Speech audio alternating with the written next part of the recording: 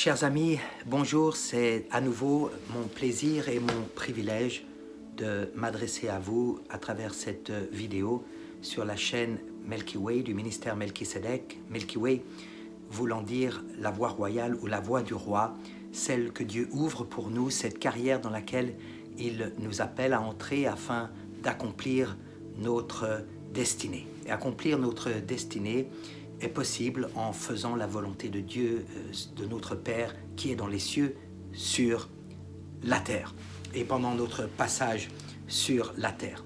Et c'est précisément de la volonté de Dieu que j'aimerais m'entretenir avec vous, de cette volonté de Dieu qu'est notre salut. Il y a dans cette volonté de Dieu qui est notre salut une perspective divine et une perspective humaine. La perspective divine, on la trouve notamment dans ce que l'apôtre Pierre nous dit dans 2 Pierre 3,9. Lorsqu'il écrit, il n'est pas de la volonté de Dieu que quelqu'un périsse, mais au contraire que tous se détournent du péché, que tous viennent à la repentance. L'amour de Dieu est inclusif, l'appel de Dieu est inclusif. Il nous appelle, chacun d'entre nous, sans aucune exception, à embrasser le salut et hériter ainsi de la vie éternelle que nous ne pouvons avoir qu'à travers Jésus-Christ qui a donné sa vie pour nous et le salut qu'il a signé de son propre sang sur la croix de Golgotha, en étant mort sur cette croix, en ayant été enseveli, mais aussi en étant ressuscité le 3e jour, en étant assis à la droite du Père, en étant vivant aujourd'hui. C'est là notre espérance, l'espérance de la résurrection, l'espérance de la vie éternelle, d'une vie qui ne connaîtra aucune fin. La volonté de Dieu, qui est notre salut, n'a pas qu'une perspective divine, elle a une perspective humaine également.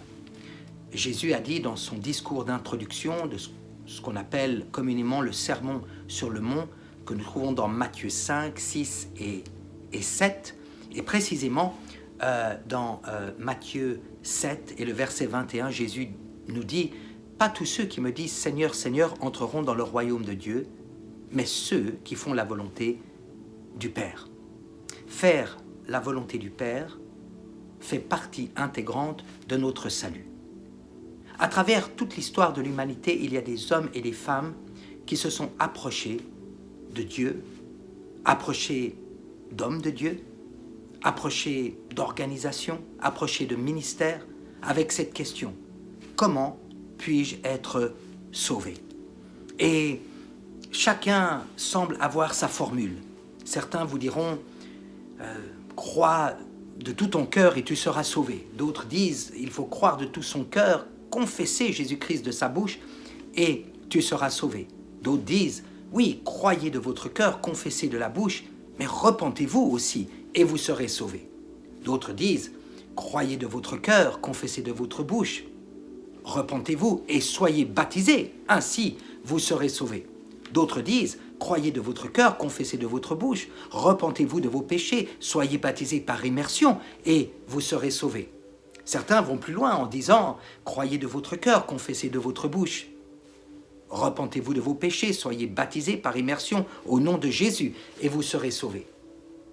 D'autres enfin vont jusqu'à dire qu'il faut croire de son cœur, confesser de sa bouche, il faut se repentir de ses péchés, il faut être baptisé par immersion au nom de Jésus et il faut aussi recevoir le Saint-Esprit avec le signe évident du parler en langue et alors nous sommes pleinement sauvés, nous avons accompli le plan du salut.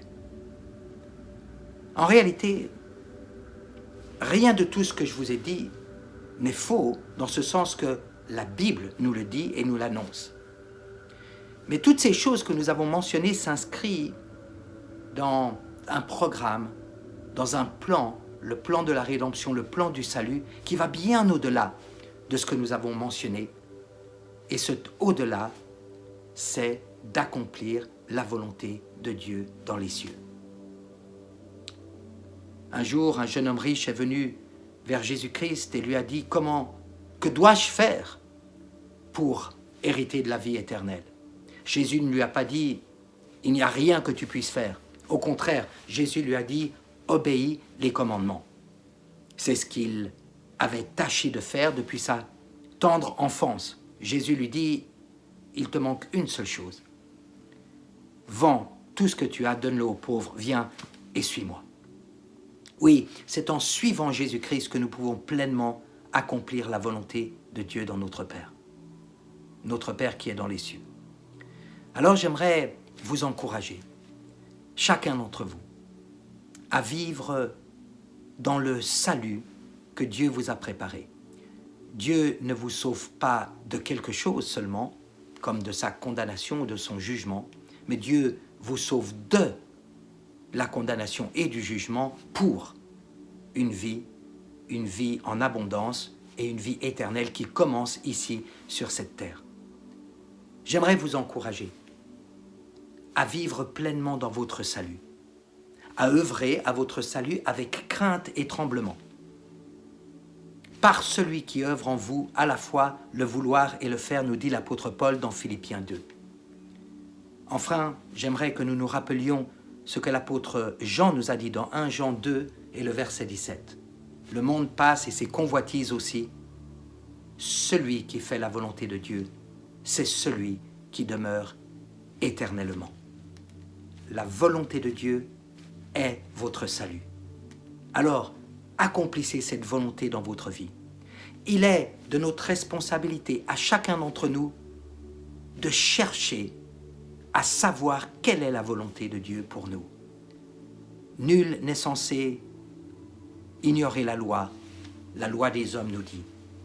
À combien plus forte raison, nul n'est censé ignorer la volonté de Dieu, alors que Dieu nous donne le temps de chercher pour trouver et pour accomplir ce qu'il nous appelle à accomplir sur cette terre. C'est avec ces mots que je vous salue, que je vous souhaite le salut dans votre vie et que je vous exhorte et vous encourage à marcher dans ce salut qu'est la volonté de Dieu. Que le Seigneur vous bénisse et à bientôt pour un nouveau message.